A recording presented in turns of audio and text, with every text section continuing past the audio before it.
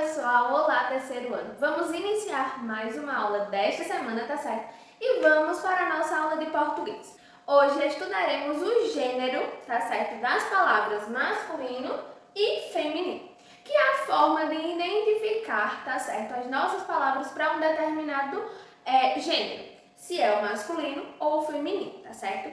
Bem, esse nosso conteúdo está aí na página 88 e 89.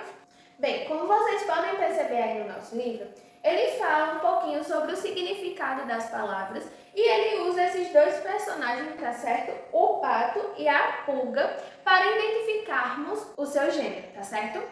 A partir do substantivo que vamos usar, a palavra, ela no seu gênero masculino ou feminino, utilizamos antes dessa palavra alguma letra, ou a letra O ou A. Também utilizamos ou uma para identificar o gênero dessa palavra.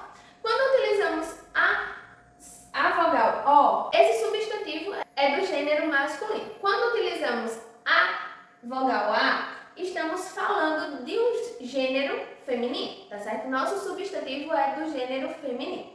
Quando utilizamos gênero masculino, gênero feminino, tá certo? Como temos o exemplo aqui da palavra pato. O pato, né, que é o animal no sexo masculino, utilizamos a nossa vogal O antes da palavra. Se fosse a pata, se fosse o sexo feminino, utilizaríamos, né, no caso, a vogal A antes e depois o nome do animal do sexo feminino, a pata. No caso do nosso livro, ele tem o exemplo da a pulga. Ela é o sexo feminino dessa palavra, né? Porque ela inicia com esse A e a própria palavra ela termina com A, tá certo? No caso que estamos falando é da pulga. Ela termina com a vogal A. E muitas palavras elas têm a identificação do gênero, se é feminino ou masculino, na sua última letra, que no caso é a vogal. Se é A, é do sexo feminino. Se é O, é do sexo masculino. Mas existem algumas palavras que, para identificar o sexo, se é no masculino, como aqui, o pato, e no sexo feminino é a pata, existem palavras que não é apenas trocar a última letra, mas a palavra toda. No caso da palavra homem, a palavra do sexo feminino ou o gênero que é utilizado feminino, nesse caso seria mulher, tá certo?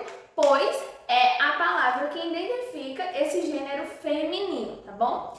Outra forma, né, outro exemplo, temos o caso, né, quando vamos falar dos nossos animais bovinos. O boi é o masculino, boi. A fêmea, no caso, é a nossa vaca, que não é apenas a troca da última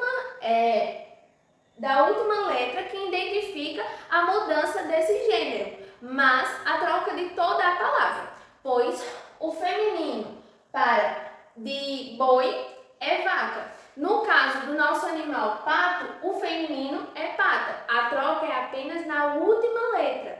Já desses dois exemplos, a palavra ela é modificada toda, tá certo? E esses exemplos vocês podem ver bem direitinho no nosso livro, tá certo?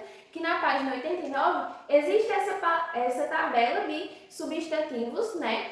Que dão nomes a alguns grupos e que ela tem, né, tanto as suas palavras no gênero masculino como no feminino. Por exemplo, aqui, ator, a palavra no feminino é atriz.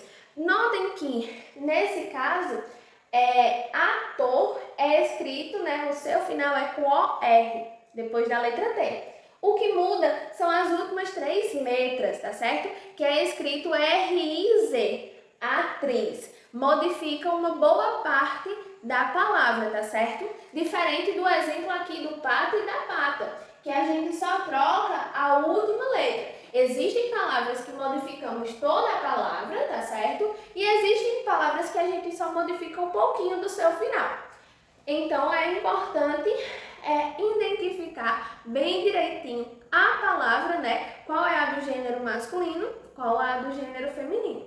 Que tem aqui também, né? Ó, genro, nora, herói, heroína. A palavra é quase parecida, o que muda é que no final foi acrescentado o NA. Então, existem essas modificações nas nossas palavras para identificar se é um substantivo no gênero masculino ou um substantivo que é no gênero feminino. E sobre substantivos já estudamos, que são palavras que nomeiam alguma coisa, alguma pessoa, algum objeto, algo, né, que utilizamos no nosso dia a dia, ou pessoas, e elas têm esses nomes para identificar o que ela é, certo?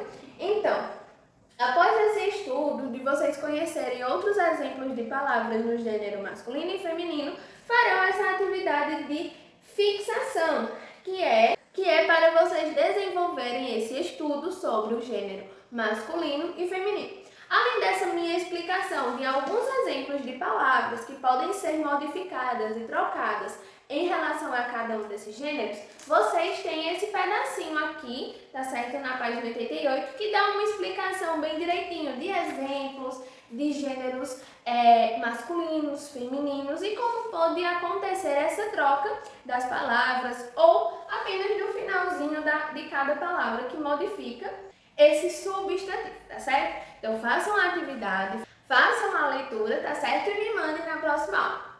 Beijo, meus amores, e até a nossa próxima aula. Tchau, pessoal!